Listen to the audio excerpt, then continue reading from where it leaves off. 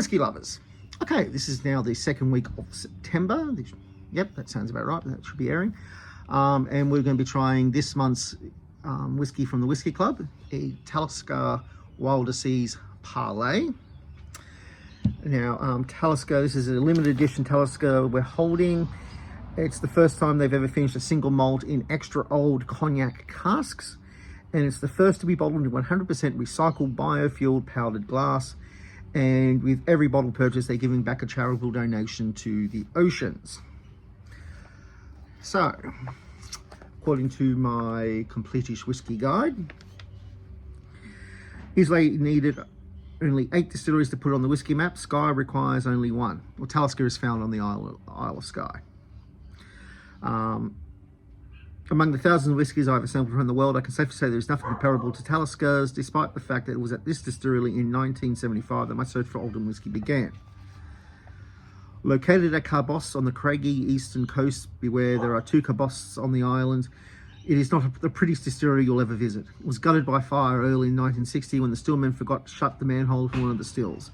The low wines bubbled over to the side, directly into the flame of the coal fires below, and many of the distillery's ancient features were consumed in the inferno that followed. The malting survived, but only until 1972 when someone at DCL decided to knock it down. It was no longer being used, probably the same person who raised coal layer to the ground on Islay. But its location on the shores of the seawater Loch Harpot is grand, as they have views almost permanently snow-capped Cullinan Hills with peaks over 3,000 feet. That's 1,000 meters, a veritable Himalaya in British terms. The distillery dates back to 1831 and could easily have failed many times over because of the Lard's refusal to allow the distiller to build a pier. Instead, casks had to be floated out to the ships. On occasions, it resulted in loss in barrels and sometimes put lives at risk.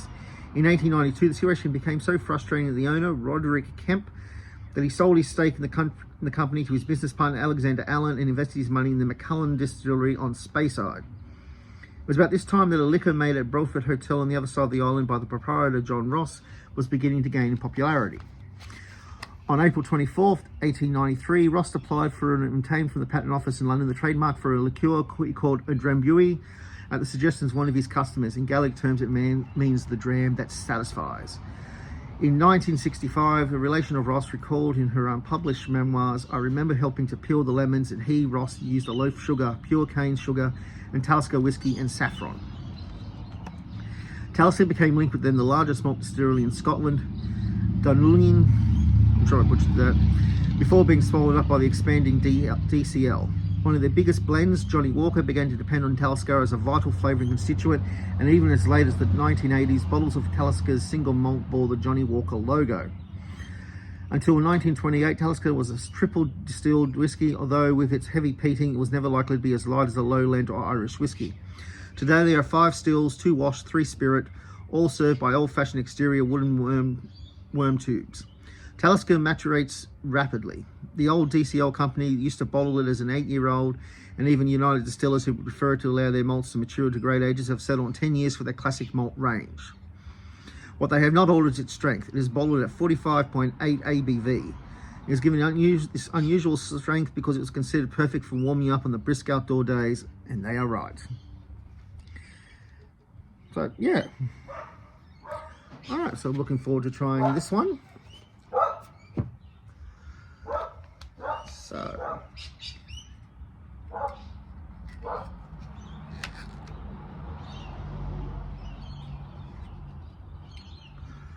ooh, on the cork we have the silhouette of the Isle of Skye.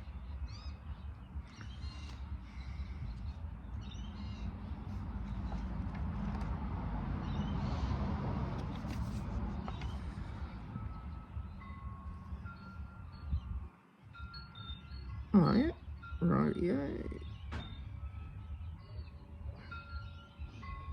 Well, there you go. All right.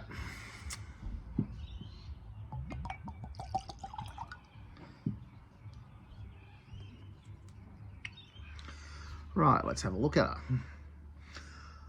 Oh, nice amber like colouring, so a bit of gold, reddish gold.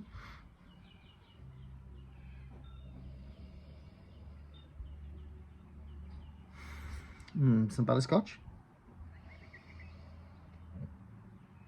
Some malt.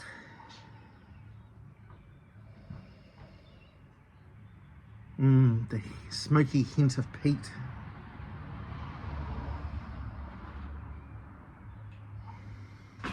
Bit of orange. Maybe nuts. Hints of cinnamon.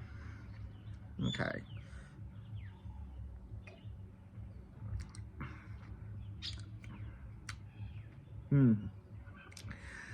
Dried fruits, I'm thinking apricots, dried citrus, maybe like a candied lemon or dried apple, sultanas, toffee, hint of spice, and of course that lovely smoky peat, which means Mel's probably not going to like this one.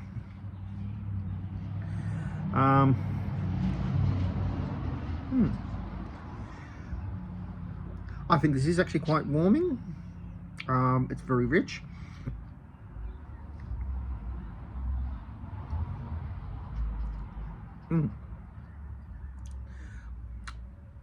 Yeah.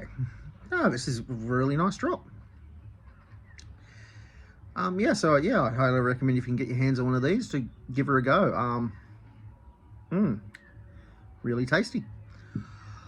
All right, so next week I got some, well, this week I got some whiskies for Father's Day. Funny story.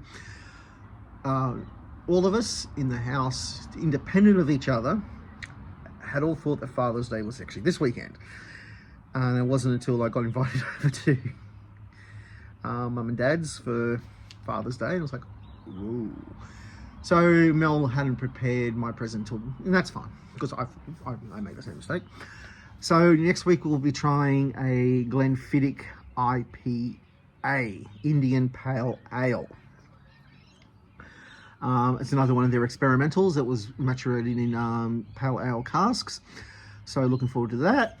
And then we can also do a nice comparison with the Glenfiddich 12 at some point. I also got a Krabby's Yard Head, which I already have, but it is a very nice drop. So thank you, Mel and the kids.